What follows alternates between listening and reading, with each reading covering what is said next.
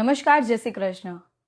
ગુજરાતની અંદર મહિલા સલામતીના દાવાઓ વારંવાર થતા હોય, ચૂંટણી પ્રચારમાં થતા હોય, પરંતુ હકીકત કંઈક અલગ જ હોય।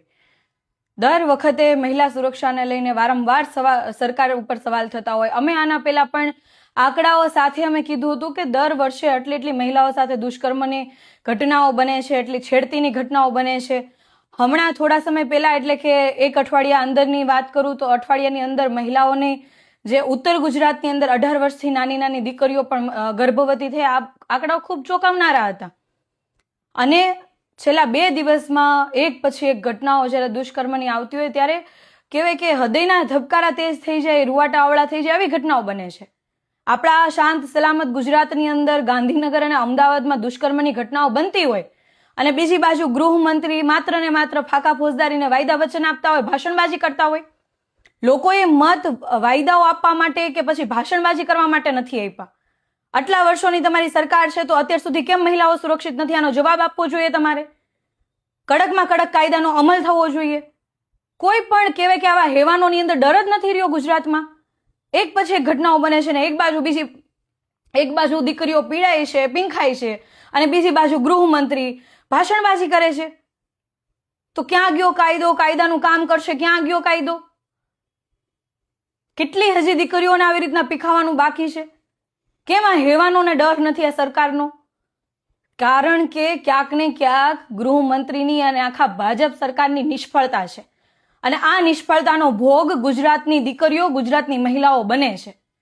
તમે લોકો જો મહિલાઓની સુરક્ષા ના કરી શકતા હોય તો બીજી શું આશા અપેક્ષા રાખવાની સરકાર પાસેથી? શું આશા રાખી શકાશે? મહિલા સુરક્ષાની વાત કરવી, મહિલાઓને સુરક્ષા કરવી આ જવાબદારી હોવી જોઈએ, નૈતિક ધર્મ હોવો જોઈએ। સરકારમાં ના બેઠા હોય તો પણ જવાબદારી હોય। આ તો તમે સરકારમાં બેઠા છો, ગૃહ વિભાગ આખું એવડું મોટું ખાતું છે, તમે મહિલાઓની સુરક્ષા નથી કરી શકતા। આ બાબતે ખરેખર ભાષણબાજી નહીં, ખરેખર એક્શન હોવી જોઈએ અને એવી રીતના એક્શન હોવી જોઈએ, એવો એક્શન પ્લાન હોવો જોઈએ કે ગુજરાતની અંદર એક પણ મહિલા આ બાબતે સપનામાં પણ એવો ડર ના લાગવો જોઈએ, એટલી બિંદાસ અને ખુલીને આગળ આવી જોઈએ, ખુલીને રહેવી જોઈએ।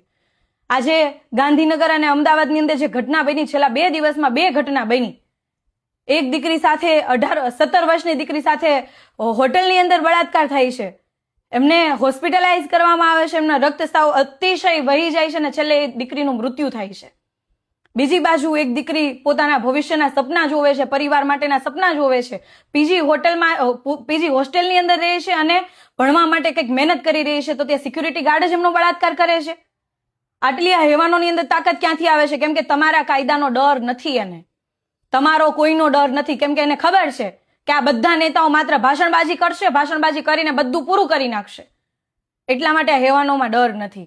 ખરેખર ગુજરાતના તમામ લોકો માટે આ શરમજનક ઘટના છે, કારણ કે આજે આપણા ગુજરાતની નાની દીકરીઓ જો પીખાતી હોય અને આ બધા રાજકીય લોકો આ કહેવાય કે વિધાનસભાની અંદર જે ચર્ચાઓ કરવાની હોય જગ્યાએ માત્ર ને માત્ર ફાકા ફોજદારની ભાષણબાજી કરતા હોય, મંચ ઉપર ભાષણબાજી કરતા હોય અને બીજી બાજુ આપણા રાજ્યની દીકરીઓ એક પછી એક આનો ભોગ બને છે, હેવાનોનો ભોગ બને છે। આણંદની અંદર ઘટના બને છે કે ભાજપના જ કહેવાય કે યુથના કાર્યકર્તાઓએ એક દીકરી સાથે બળાત્કાર કર્યો। શું આ ઘટનાઓ ચાલી રહી છે અને હજી આપણે સૌ આ બાબતે માત્ર ચર્ચા જ કરતા રહીશું, એક્શન નહીં લેવાય? આ દીકરી પણ કોઈના ઘરનો કહેવાય કે દીવો છે, કોઈના ઘરની દીકરી છે, એમના મા બાપ, ભાઈ, એમના પરિવાર ઉપર શું વીતતી હશે, આ દીકરી ઉપર શું વીતતી હશે, એમની તો આખી જિંદગી બરબાદ થઈ જતી હોય છે।